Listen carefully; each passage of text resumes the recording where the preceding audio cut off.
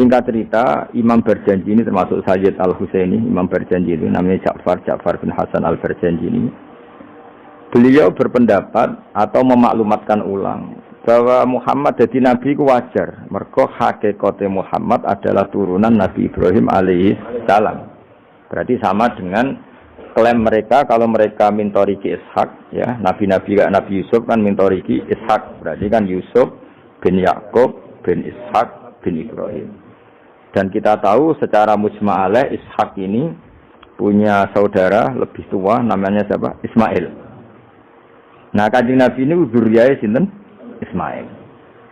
Lalu itu butuh data empirik, data bahwa Ibrahim itu pernah di Mekah.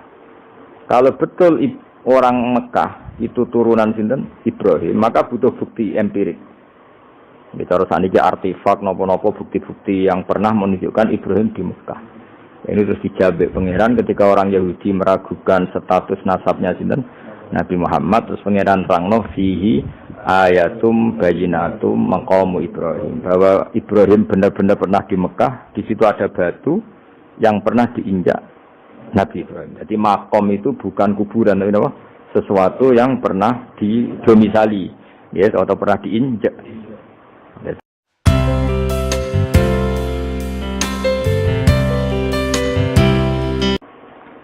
Terus kalau badhe nerangaken ya, terus rungokno ya. Jadi problem utama Kanjeng Nabi Muhammad sallallahu alaihi wasallam ketika memaklumatkan diri jadi nabi niku piyambake ini wong Arab. Arab niku tiyang Mekah.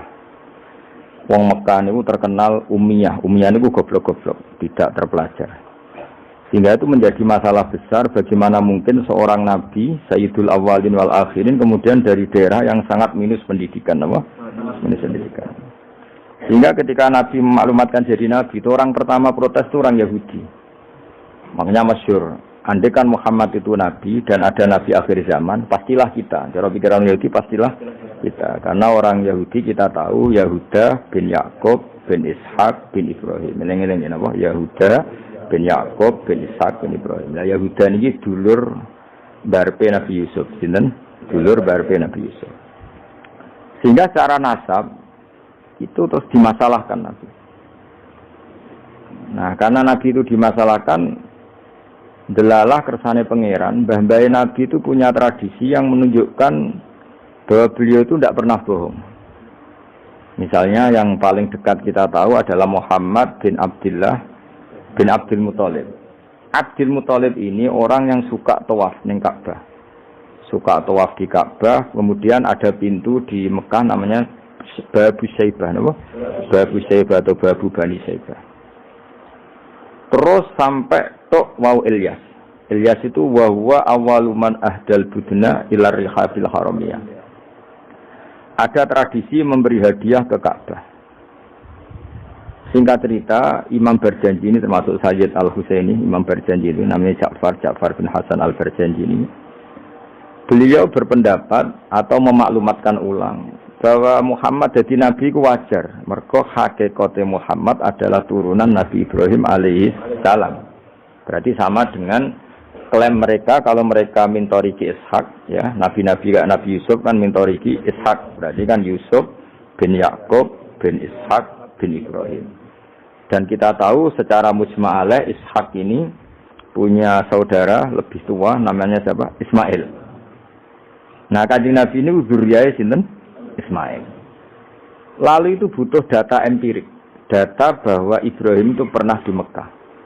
Kalau betul orang Mekah itu turunan sinten? Ibrahim, maka butuh bukti empirik.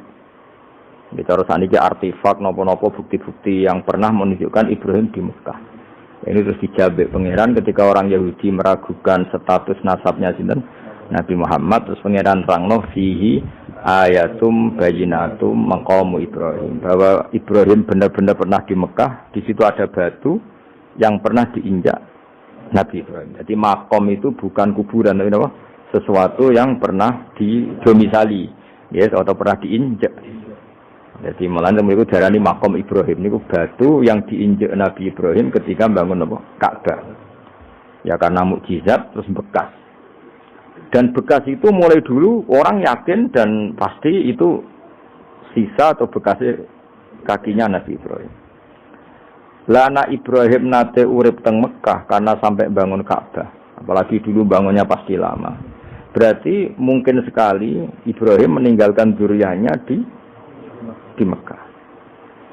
Makanya Quran terus cerita bahwa Ibrahim niku ngendikan ketika mau meninggalkan Mekah, inni askantu min zuriyati biwadin ghairi dzar'in inda baitikal muharram. Terus ada kepastian, makanya Quran ayat-ayat itu masih menjawab keraguan orang Yahudi bahwa Muhammad kenapa jadi nabi, dia itu anaknya siapa, turunannya siapa. Padahal di Taurat dan Injil jelas aturan nabi itu zuriyatam ba'duha enggak boleh.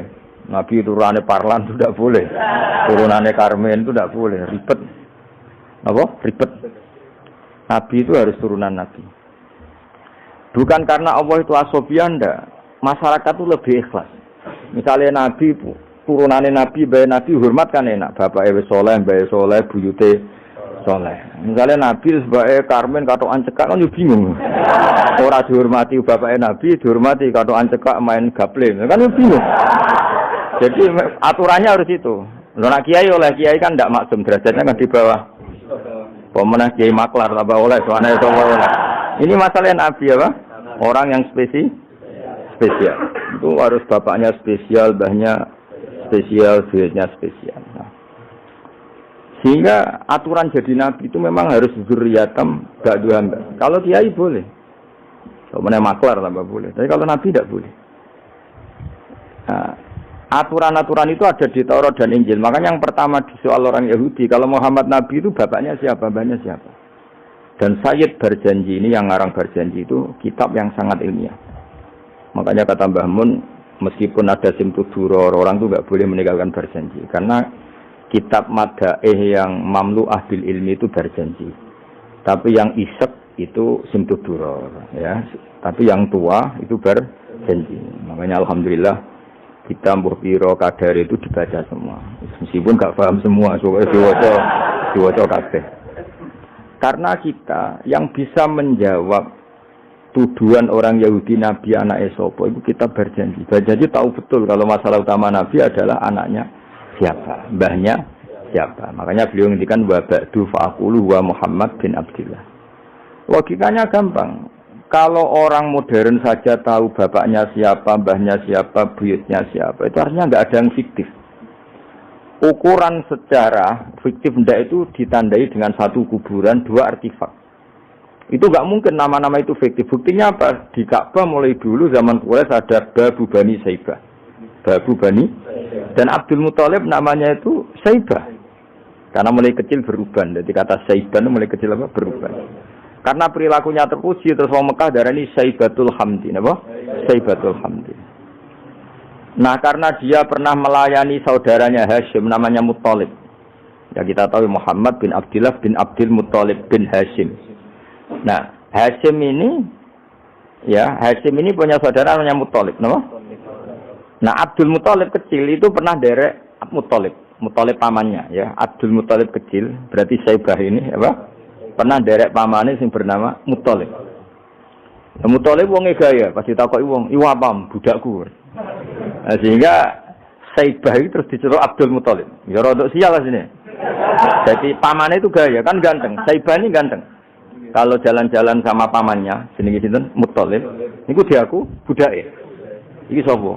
Abdi iku budakku. Terus akhirnya jenenge Abdul Muthalib.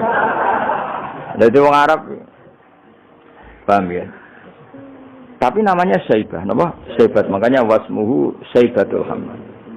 Mane karo asa iskal. Bae Nabi wis jenenge Kilab. Kilab maknane asura ngono lho mikir. Jenenge iku Hakim. Ya namanya Hakim. Nah, dulu kalau orang berburu itu melibatkan anjing. Karena sering berburu melibatkan anjing disebut kilab. Jadi maknanya kilab ya orang yang berburu dengan anjing. Oh, coba langsung bawa mana kilab, asu. Oh, kasus ya. Kasus. Makanya itu hebatnya Imam Barjanji. Beliau darani wasmuhu Hakim bin Murrah. Jenenge kilab iku Hakim. Ya paham lho? Jenenge kilab niku Hakim. Sebagian ulama darani kilab itu isim sifat. Napa? Jadi kalabaya klibu kalban itu anjing sendiri dinamai kalbun itu sebenarnya sudah isim sifat. Bukan alam murtajal ya, tapi alam mangkul ya. Alam apa mangkul? Kalau dalam ilmu nahwu itu alam mangkul. Jadi begini ya, tak terang nahwu ya. Alam itu ada dua, ada alam mangkul, ada alam murtajal. Tapi hampir semua alam itu mangkul sebetulnya. Ya, semua alam itu hampir semuanya itu mangkul. Mangkul itu satu nama yang diambil dari satu makna dalam kosakata, apa? Dalam kosakata. Misalnya Hamida, Yahmadu, Hamdan, apa? Hamida, Yahmidu, Hamdan atau Yahmadu, Hamdan. Hamdan maknanya pujian, apa? Kemudian Nabi karena orangnya sifatnya terpuji disebut Muhammad, orang yang dipuji. Sehingga nama ini potensi rubah-rubah. Di Taurat itu Nabi tidak disebut Muhammad, disebut Ahmad. Di Injil juga disebut Ahmad. Itu tidak masalah karena Hamida Yahmadu ya. Seorang lagi Hamida Yahmadu. Berarti kalau ingsun Ahmadu, saya muji. Karena Nabi itu orang yang sering muji Allah, menamakan dirinya Ana Ahmadu. Saya ini pemuja Allah. Berarti ana uta ingsun niku Ahmadu muji sapa ingsun Allah ing Allah. Sehingga ketika Nabi misalnya di Injil disebut Farqolit, Munahama, enggak masalah. Selama ini klaimnya orang Yahudi dan Taurat, di Injil Taurat itu enggak ada kata Muhammad. Ya tentu enggak ada karena Injil Taurat itu bahasa Ibrani, no? Di situ disebut Munahama, kadang disebut Farqolit. Tapi maknanya Mahmud atau Muhammad, orang yang dipuji. Paham ya? Makanya hampir semua alam itu mangkul, no? Mangkul. Nah, pentingnya mangkul itu apa? Kalau suatu saat sejarah itu tidak sama, itu enggak masalah. Karena hakikatnya alam itu rata-rata mangkul. Saya beri sekian contoh ya, semuanya. Misalnya dulu Madinah itu Yasrib, kenapa? Yasrib. Karena ketika orang Ansor merelakan semua hartanya untuk Nabi, saya berkali-kali cerita, Kanjeng Nabi niku datang ke Yasrib, niku migrasinya angkatannya hampir 500 sahabat beserta keluarga. Terus Nabi itu kesulitan karena sahabat si A beri si B. Pokoknya kesulitan ngelola. Karena kesulitan ngelola, terus orang-orang Yasrib bilang, "Ya Rasulullah, hadhihi madinatuka taf'alu fiha ma tasa." Sudah engkau tidak perlu pamit per personal. Misalnya Nabi mau titip Abdurrahman bin Auf dititip no si A, yang Abu Bakar dititipkan si B, yang Umar dititipkan si C. Kan kesulitan Nabi. Karena Nabi harus mikir yang punya tanah siapa, harus pamit kepada siapa, karena semuanya pendatang. Karena Nabi kesulitan itu, terus orang-orang Yasrib bilang, "Ya Rasulullah, hadhihi madinatuka taf'alu fiha ma tasa." Sudah ya Rasulullah, ini kotamu, kita semua ada ikut punya Yasrib, semua ini milikmu. Maka terserah engkau. Semenjak itu Nabi terus longgar karena diikrarkan miliknya. Semenjak itu terus Nabi memaklumatkan secara umum siapa saja boleh menempati di Madinah sesuai kadar hajat masing. Nah, semenjak itu diarani Madinatu Rasulullah Shallallahu Alaihi Wasallam. Jadi hampir semua kota itu pasti mangkul. Sehingga ketika kitab Taurat, Injil menamakan itu enggak persis, itu enggak masalah. Misalnya Quran yang paling masyhur, sumya bil Quran ya li annahu makru, karena dibaca, maka sumya Quranan. Qara'a yaqra'u Quranan. Tapi Quran juga dikatakan kitab, wal kitabil mubin, karena bentuknya mushaf itu maktub, ada yang ditulis. Artinya melibatkan kitabah, tulisan, maka sumya kitaban. Sebagian disebut lagi Quran itu namanya apa? Mushaf, apa? Karena mushaf itu dari kata sohifah, ada lampiran, melibatkan kertas. Maka disebut yatslu suhufam mutahhar. Paham ya? Makanya suhufi Ibrahim wa Musa. Jadi melihat itu melibatkan lampiran, sohifah disebut mushaf. Melihat itu dibaca disebut Quran. Melihat itu melibatkan tulisan disebut kitab. Melihat konsepnya adalah al-fariq bainal haqqi wa bainal batil disebut furqan, pemisah. Melihat fungsinya cahaya disebut nur. Melihat fungsinya Quran menghidupkan jiwa-jiwa yang mati disebut ruh. Wa kadzalika auhayna ilaika ruham min amrina. Sehingga dipastikan sebenarnya semua nama itu rata-rata itu mangkul, apa? Mangkul. Makanya Nabi sering ngendikan, saya ini punya sekian nama.